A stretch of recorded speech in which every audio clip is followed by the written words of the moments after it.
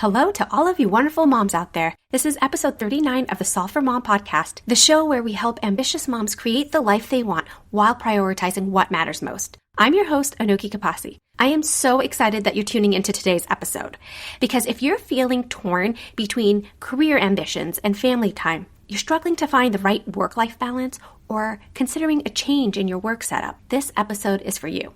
I've been through every kind of work setup, from industry roles to nonprofit work, from in-person to remote work, from full-time to contract gigs and entrepreneurship, and even daytime and nighttime work. You might also know that I homeschool, and I paused to be a stay-at-home mom for a while as well. So in today's episode, which is part 1 of 2 episodes, I'm pulling back the curtain on every mom work arrangement that I've tried, sharing the real challenges and unexpected benefits of each setup. Part 1 today is going to focus on the more traditional work schedules that I've had. And then in part 2, next week, I'm going to break down the less traditional work structures that I've used. So whether you're considering a career pivot, struggling with work-life balance, looking for a flexible job, or just curious about what other work schedules could look like, this episode will give you the insider perspective you need to make an informed decision for your family. Are you ready to discover which work setup could be your perfect fit? All right, let's dive in. Are you looking for a way to blend success and motherhood without losing sight of who you are?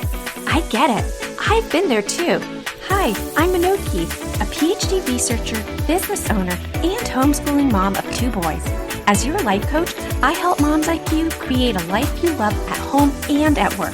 If you're ready to stop feeling overwhelmed, overscheduled, and overlooked, and you want a clear roadmap to a balanced life, a meaningful career, and finally feeling like yourself again while still being the amazing mama that you are, you're in the right place. In this complex equation we call life, it's time to sharpen our pencils and our minds and solve for mom. I really love hearing from you guys. I'm going to take a second to read a review from listener Rachel, mom of twins. She says, practical and helpful. This podcast is so great for anyone who's interested in integrating the different aspects of their lives and continually identifying and pursuing their passions. Anoki's voice is calming and clear, and in only a few episodes, I've come away with more practical and innovative ideas for practicing new skills and exploring my interests without feeling like I'm just adding more to my to-do list. Excited for more episodes? I know you are busy. That's why I read these out to show how simple and how short you can make your reviews. If you find this show valuable, I would love a minute of your time and $0 of your dollars for rating and reviewing my show. Believe it or not, each review has been helping in bumping up the show's reach and impact. Thank you guys, and I look forward to reading your review. I'm making this episode today because many times during motherhood, I felt so torn between my career ambitions and family time. And I know that many of you feel this way too because you've reached out and told me so. Some of you are even considering a change in your work setup, but you're not quite sure which direction to take. Well, as a mom who's tried every possible work arrangement, from full-time office work to remote positions, or being a stay-at-home mom to running my own business, I know firsthand how overwhelming these decisions can be. So in today's episode, part 1 of a special 2-part series, I'm going deep on the more traditional work arrangements that I've experienced.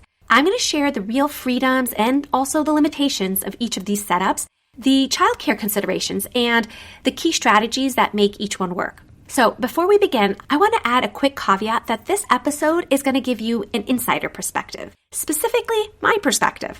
So just keep in mind that these are my opinions about whether something worked for me or not, and I'm going to give you my reasons for it because they could apply to you. But it's not to say that one setup is better than another, like point blank. I think you are going to find it informative though, because the insights come with my 17 years of work experience in a mostly technical field, and I've been trying out new work arrangements even before many of these setups became the norm.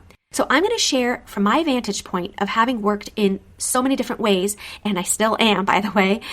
I can evenly compare across these different types of work. You know the saying, don't knock it until you've tried it? Well, in my case, as a working mom, there's a high chance I have tried it. Let's first start with a quick overview of my career journey. You might even recognize elements of your journey in my story.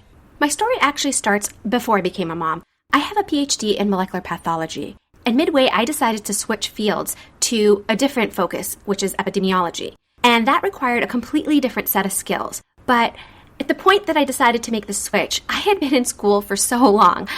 I had done all of my traditional schooling plus 4 years of college, and I was heading into 6 years of graduate school. So instead of starting over in a new program, I decided that taking an internship made more sense, that I would get more practical on-the-job training. So after I finished graduate school, I managed to get an internship, and through that, I gained a whole new set of skills. I also built a rapport with people in the field and started to build connections. It allowed me to take my foundation in research and apply it to a whole new industry of scientific consulting. I also learned through working with this small company a lot of the business end of science. I got to be affiliated with new professional societies, and I started presenting and communicating my work in all of the relevant places.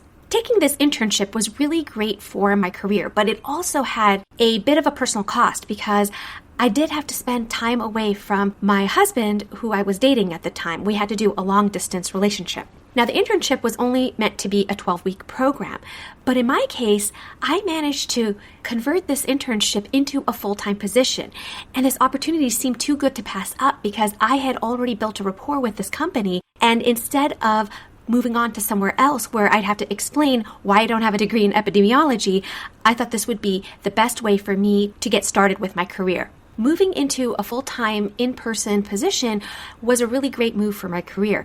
I actually got a lot of experience and opportunities that I wouldn't have in many other places because it was a small company working on relatively large projects. It was often all hands on deck, and I was given a lot of responsibilities. It gave me an opportunity to shine as being a quick learner. So the 12 weeks turned into a couple of years, and I was still doing a long-distance relationship at this time.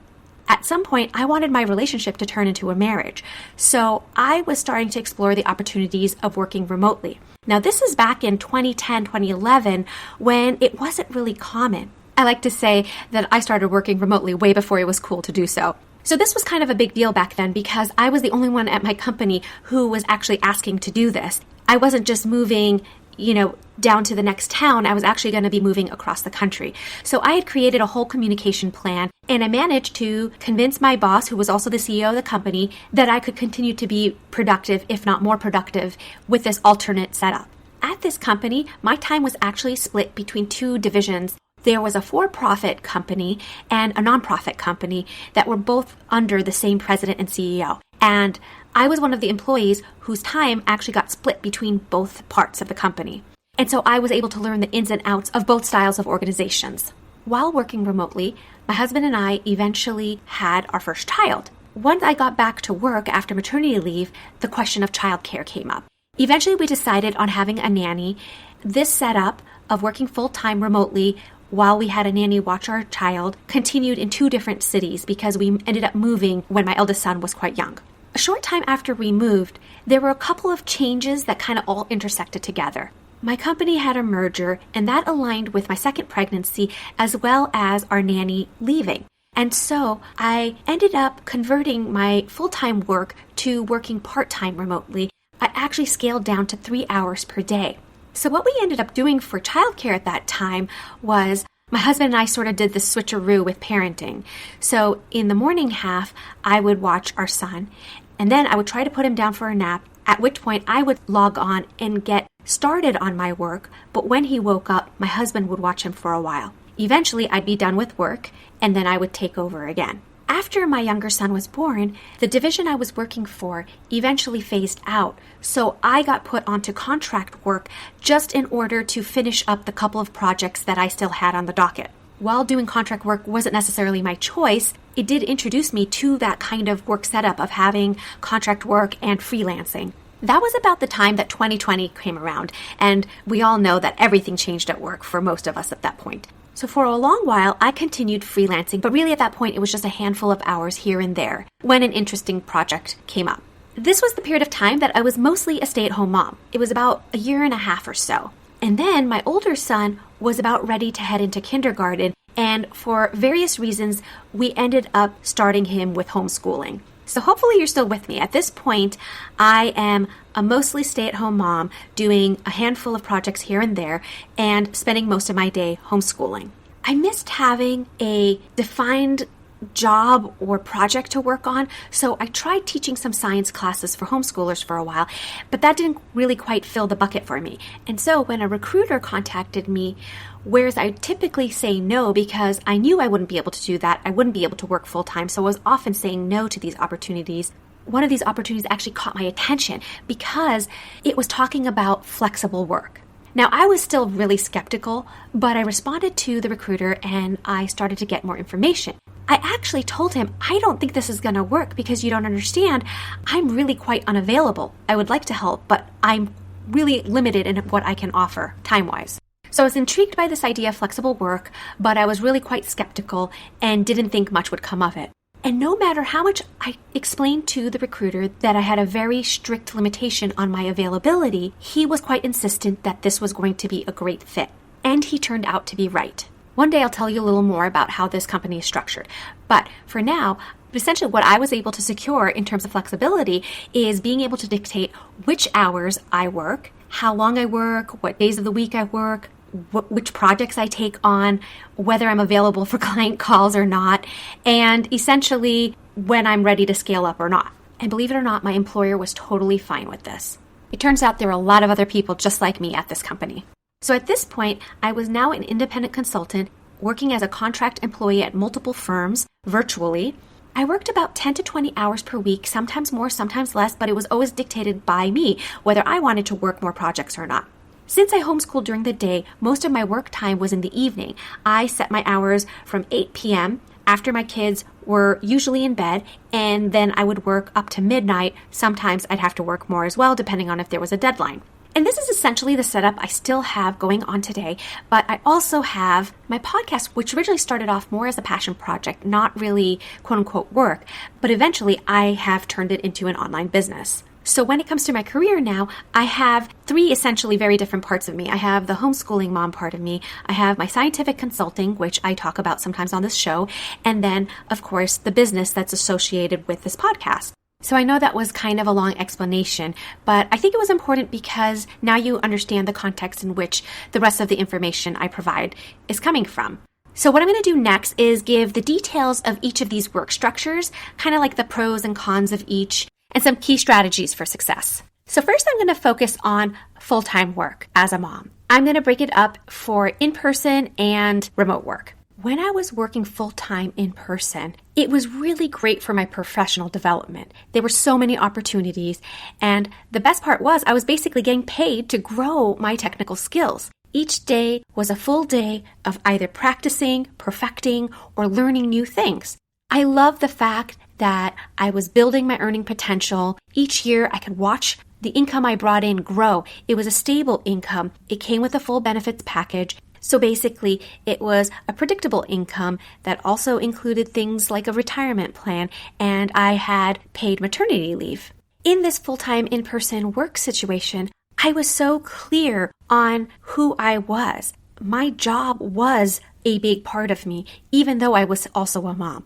There was clear structure around that work arrangement, and therefore there was clear structure to who I was. There's routines involved with getting to and from work, and clear structure around my expectations about my availability and when I was going to be at home and when I was going to be at work. There was also physical separation of who I was. When I was at home, it was the family Anoki, and when I was in the office, I was working as a scientist. And part of who I am has always been to become this capable, independent person. And by having this full-time job, there was a clear financial contribution that I was making and that I could watch my earnings grow. It was a part of my life that brought me a lot of satisfaction. Now, working full-time, whether you are at home or in the office, requires some backup childcare planning. There was a good chunk of time that we had a nanny, but also at some point we did have my son in a daycare. And then sometimes we also rely on grandparents, my parents and my husband's parents, to take care of our children. So of course, working in person meant that I had to commute to the office. There was a rigid schedule that I had to adhere to because people expected me to be in the office at certain times. I did have less family time because I'm not at home for a good chunk of the day. And sometimes there was an unintended consequence of me bringing my work home and it spilling over so that I was working at home as well. Working full-time also means that there's some limited flexibility for things like emergencies, right? So if you can't be present at work, then there was a whole cascade of events that had to happen in order for that work to be made up. And vice versa.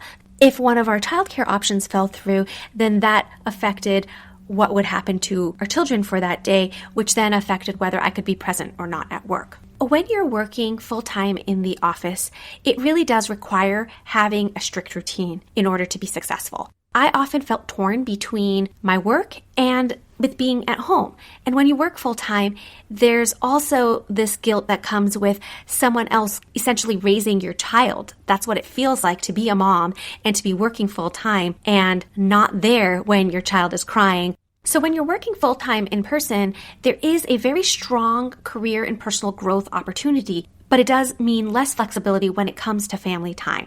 There actually are built-in boundaries. There's a clear boundary, right, physically and time-wise with your schedule as to when you're in the office and working versus at home with the family. But like many other people, I often tended not to keep that. I ended up working extra hours at home. And when you work full-time, regardless of whether you're working remotely or in person, it is harder to manage your home because you don't have as much time to dedicate to it. And even when you are off the clock, quote unquote, the exhaustion is there and it makes it difficult. When I worked in the office, though, I did feel this direct sense that I was having an impact.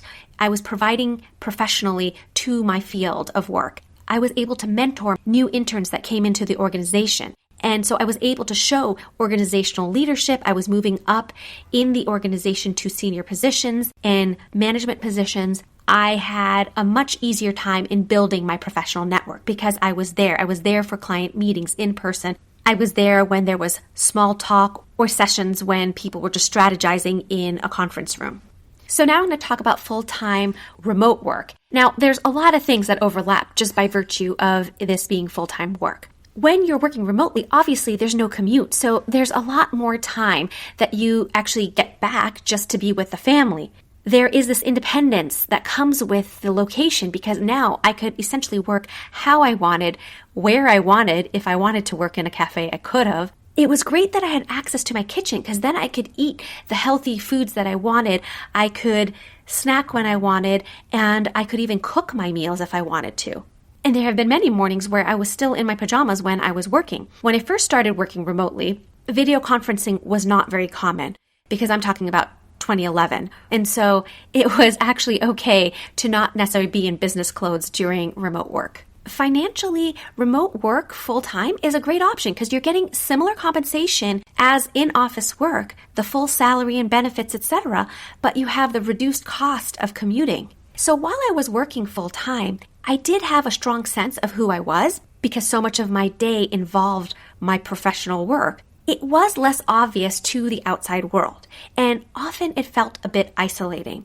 And it still does. I still work remotely. The thing about working from home, whether it's full-time or part-time, is that the lines of work and home do get blurred. I like to think that I navigated that quite well, but if I'm being honest, it can be really challenging. So as I mentioned before, working full-time remotely still requires all of the same childcare backup planning.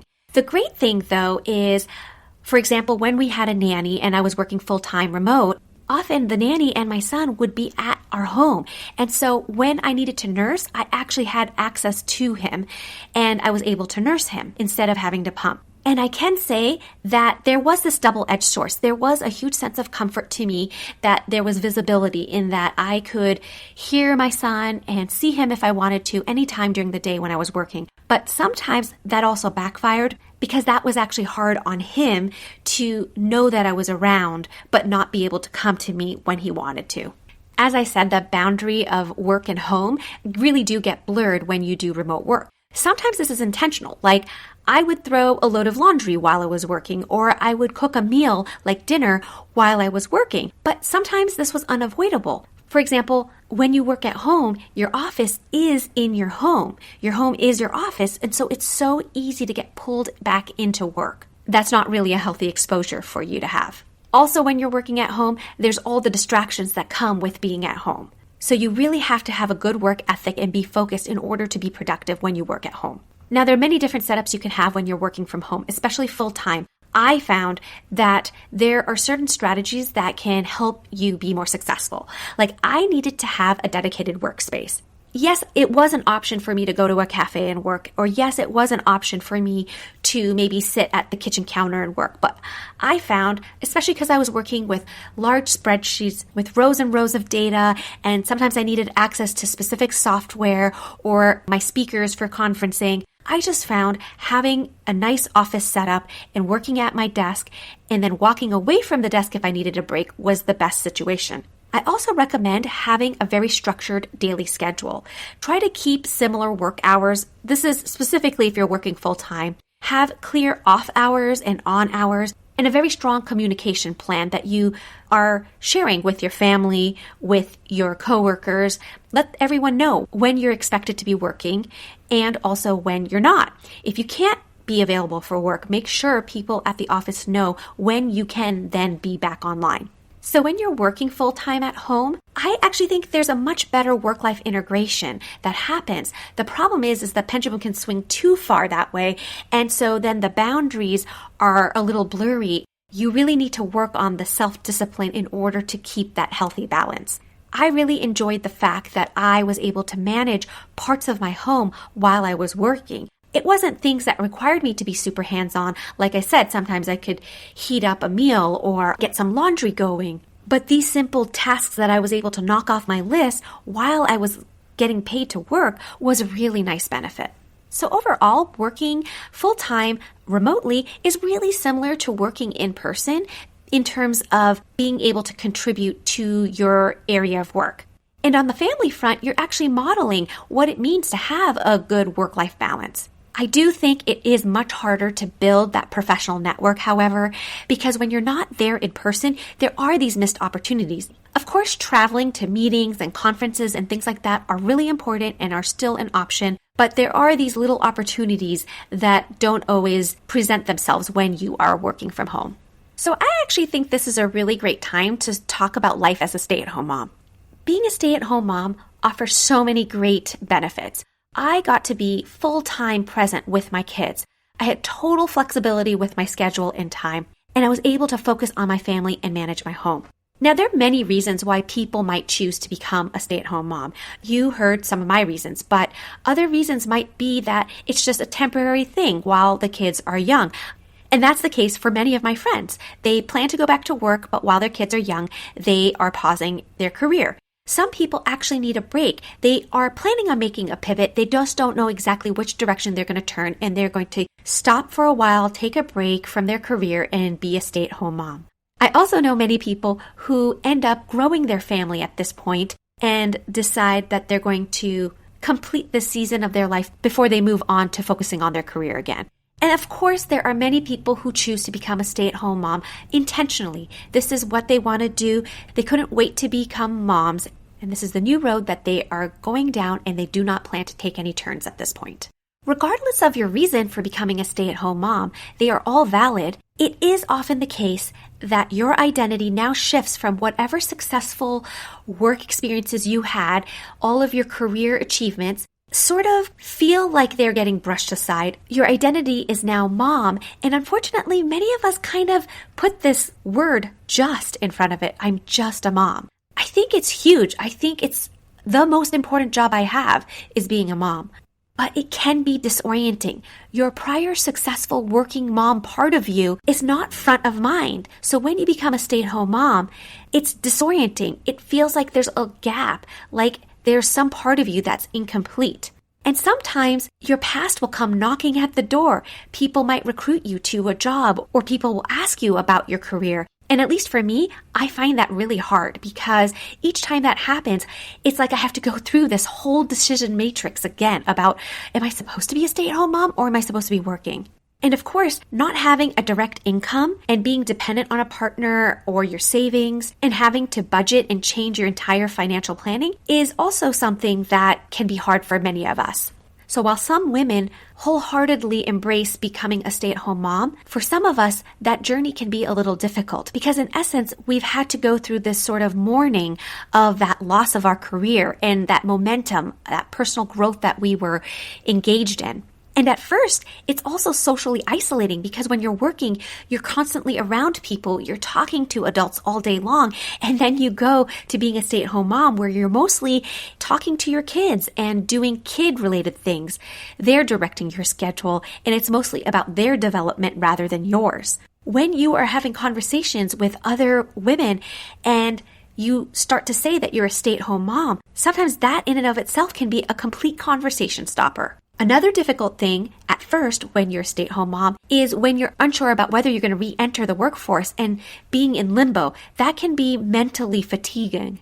So some successful strategies that I used as a stay-at-home mom are to have routines, to have creative outlets, and to have some community involvement. Now, that can mean different things for different people. When it comes to routines, I established a lot of systems to help me manage my home. It was really essential for me to be able to feel successful when it came to home management.